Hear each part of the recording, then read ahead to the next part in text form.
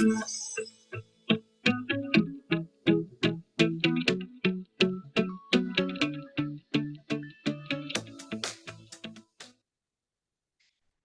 to today's microlearning session that focuses on mental health concerns and where digital inclusion overlaps for support and resources. I'm the facilitator, Julie Heller, Program Manager for Digital Inclusion. Freschta Naseri from Afghanistan is the subject matter expert with lived experience, and Megan Rafferty is the Training Officer for Mental Health and Wellness. Again, thanks for joining us. The dates and times for these for each week. Again, thank you to everyone who joined us for the first session and is joining us again today, and welcome to all new participants joining us today. I'd like to encourage you to join the remaining 4 sessions, but feel free to join any day as your schedule allows. We began last week, June 10th, and continue today, the 17th, the 24th, and pause for a holiday week, July 4th. We resume on the 8th, July 15th, and conclude on July 22nd, all beginning at 12:30 Eastern Time and wrapping approximately 12:45.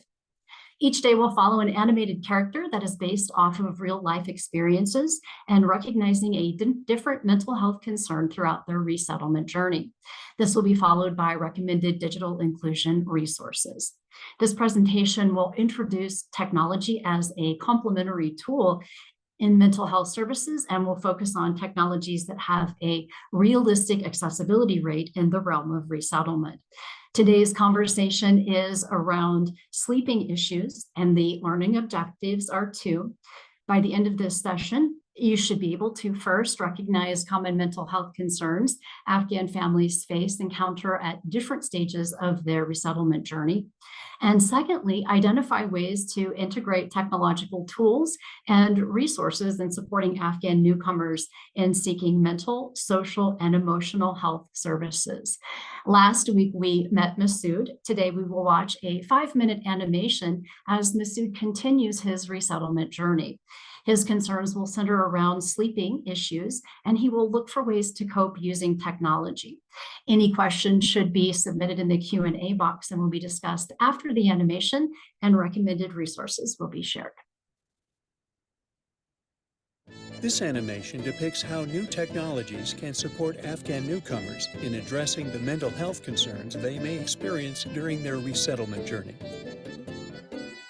We last met Masood, a 38-year-old male Tajik from Herat who is experiencing stress from culture shock. It has been 6 years since Masood's arrival in the U.S., and now he faces new challenges. He constantly worries about not being able to provide for his growing family, given that he cannot find a high-paying job, even though his English proficiency has improved. Masood has trouble falling asleep at night because he finds himself worrying about his financial situation and his family's future. Masood has started working as a truck driver. One day, while making a long-haul delivery on the road, Masood gets lost in his thoughts and crashes his truck.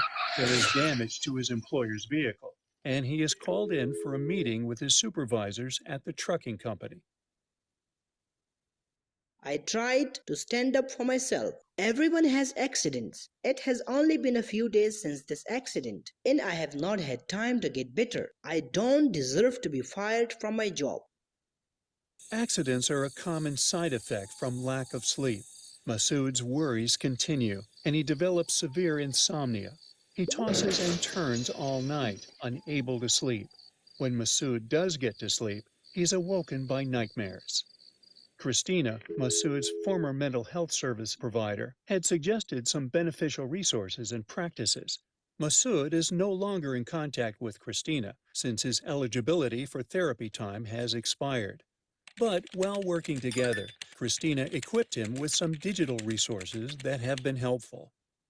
Although the National Institute of Health estimates that 20% of refugees stop therapy prematurely, the figure can be as high as 65%. I should try to remember the steps Christina and I practiced and focus on locating the music resources she provided. Relaxing music can alter heart rate, blood pressure, and breathing in a positive way, lowering the body's physiological stress. The benefits of listening to curated music online can be tremendous.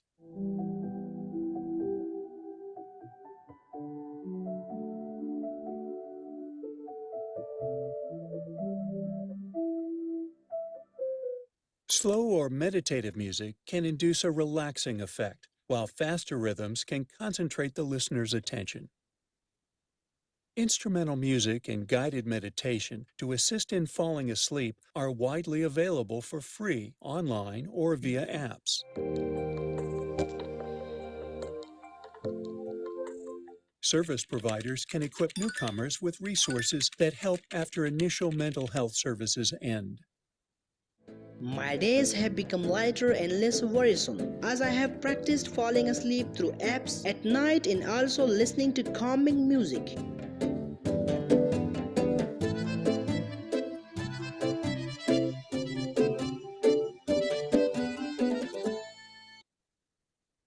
Okay, we do have a Slido question for you. You can use your camera phone to capture the QR code, or you can go to slido.com and you can look at the number below to engage and answer the question, how does Masood's use of technology effectively support him with his sleeping troubles? So we'll pause about 30 seconds to give you a little time to reflect and answer that question in considering the video. Again, the question is, how does Masood's use of technology effectively support him with his sleeping troubles? So we have some participants coming in. So sleep apps help him relax. Yeah, excellent. Calmness helps him relax so he can fall asleep easier. Helps him relax, all good. Distracts him from his worries. Calming music is relaxing, all perfect. Helps him relax. Guided meditation can calm his anxiety. Can help him access calm music for guided meditation. Yeah, all good. Through tech, he can access music, calmness with music, access online support's good practice. Absolutely. We have a few more people that look to be still typing, but I think that that's the gist of it. All great answers that takes the focus off what's troubling him, calmness with the music. Again, perfect. Thank you for engaging, perfect responses. And that's exactly right on. We do have some action steps, some possible action steps. If you would like to encourage therapy, even when the mental health has improved, always a good idea. Secondly, provide support locating music online, different resources, and offer help downloading those apps that assist in falling asleep. And many are often free. So potential or possible action steps there for you.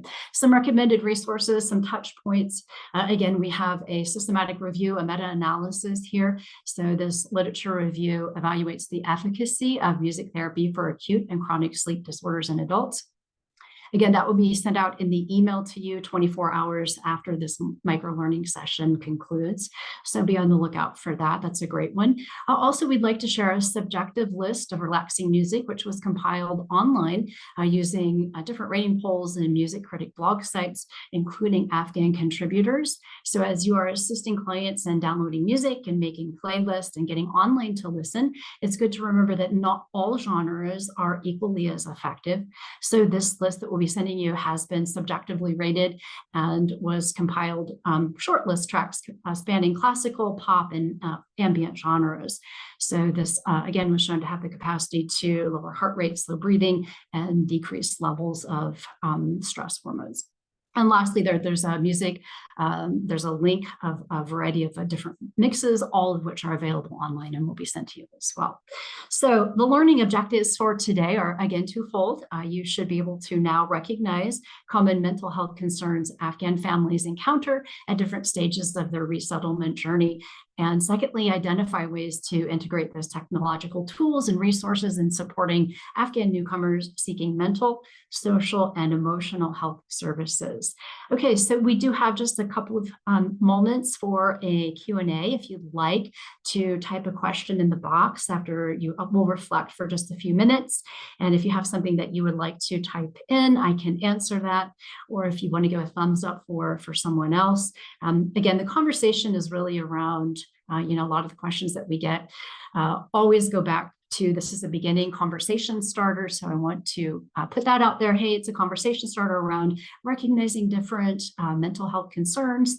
And again, what tools are available, digital inclusion tools for sleeping. So again, continuing therapy and promising signs for creating playlists have been evaluated. So getting online to listen really helps.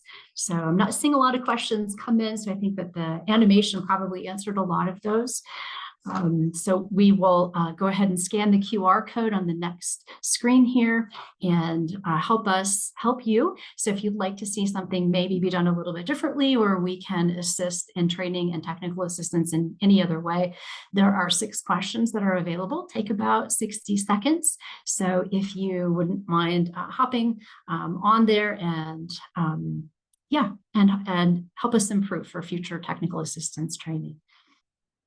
So there's some questions that are coming in after the fact here. So I'm going to maybe go back to those. So there are, we get a lot of apps about different languages, and those are included in the recommended resources that are going to be sent out in the email. So sort of stay tuned for that one. That's a great question that came in a little bit late.